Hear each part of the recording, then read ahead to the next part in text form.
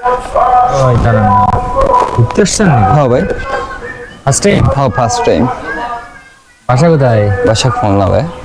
শুনুন না, ঘুরতে আসছেন? হ্যাঁ ঘুরতে এসেছি প্রথম। না একা? একাই। অসুস্থ নাকি? হ্যাঁ ভাই। শুনেন, ভালো আছেন তো সব মিলে? হ্যাঁ ভাই।